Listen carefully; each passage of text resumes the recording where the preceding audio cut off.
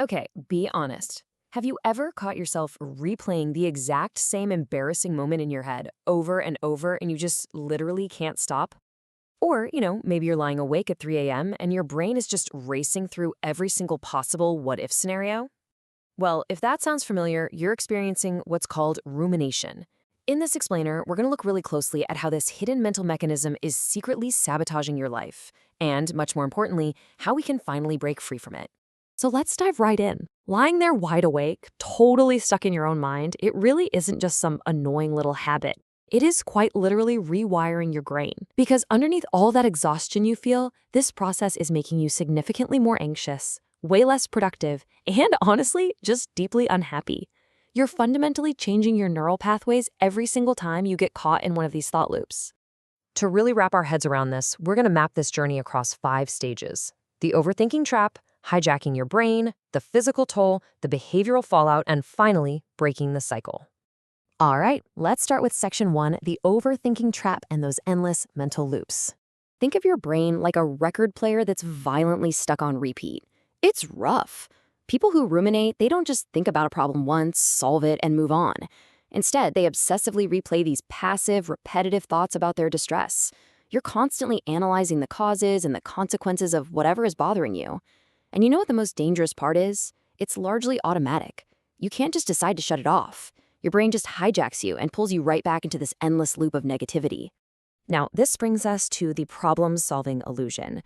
You genuinely believe that dwelling on these problems is going to lead to a magical solution. I mean, it makes intuitive sense, right?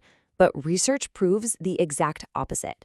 While you think you're problem-solving, your thinking actually remains incredibly abstract, vague, and super pessimistic. You never actually zoom in on concrete, actionable steps. It's literally like trying to navigate your way out of a complex maze while totally blindfolded. You're burning through hours of mental energy, but you are getting absolutely nowhere. Moving on to section 2, hijacking your brain and the resulting cognitive deficits. So the crucial point to understand here is that your mental processing actually starts to break down. Rumination causes measurable deficits in your executive functioning. You develop actual difficulty updating your working memory. You literally lose the ability to ignore irrelevant and negative thoughts, and your cognitive flexibility just completely plummets. This means your brain loses its ability to adapt, switch gears, or focus on what actually matters right in the moment. It perfectly explains why you can't concentrate at work or why you find yourself endlessly procrastinating. Your cognitive engine is essentially flooded.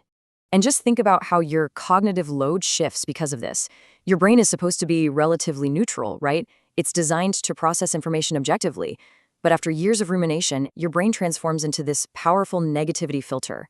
You develop such a strong attentional bias toward negative stimuli that you literally start seeing threats and darkness absolutely everywhere. Encounter some ambiguous information, your brain instantly interprets it negatively. Recall an old memory? You only remember the most painful version of it. It's not that your life is actually darker, it's that your brain has been trained to only see the dark. Which leads us directly into what we call the perfectionism prison. Ruminators are notoriously high achievers. They set incredibly high standards and chase these nearly impossible goals. But since perfection is mathematically impossible, you inevitably fall short. And when you do, the rumination just kicks into overdrive. You dwell endlessly on the failure and completely refuse to let go of these failed goals, even when the mental cost is just staggeringly high. You become locked behind bars of your own relentless self-criticism. Let's look at section 3, the physical toll and biological stress. What's really wild is that every single time you ruminate, you are actively triggering a physiological stress cascade. You ruminate, and boom, it immediately reactivates your body's stress response system. This results in exaggerated cardiovascular reactions. We're talking an elevated heart rate, high blood pressure, reduced heart rate variability, and severely impaired stress recovery. Because of this endless loop, your body becomes absolutely convinced there is a constant physical threat nearby. Your nervous system never gets a single chance to relax, meaning you are quite literally aging faster at a cellular level because of this chronic biological stress. And of course, this completely destroys your ability to recover. Your sleep efficiency just plummets compared to normal rest. Imagine it's 2 a.m. Your body desperately needs rest, but because rumination is so robustly linked to insomnia, your brain is still running at absolute full speed. It takes you much longer to fall asleep, you wake up constantly throughout the night, and your overall sleep efficiency just tanks. This creates a highly destructive, vicious cycle. Less sleep biologically triggers more anxiety, which, you guessed it, triggers even more rumination. That brings us to section 4, the behavioral fallout, focusing on avoidance and risk. Because rumination breeds such intense uncertainty and self-doubt, you eventually become paralyzed by behavioral avoidance. I mean, when you constantly doubt your own plans and your own abilities, you naturally withdraw.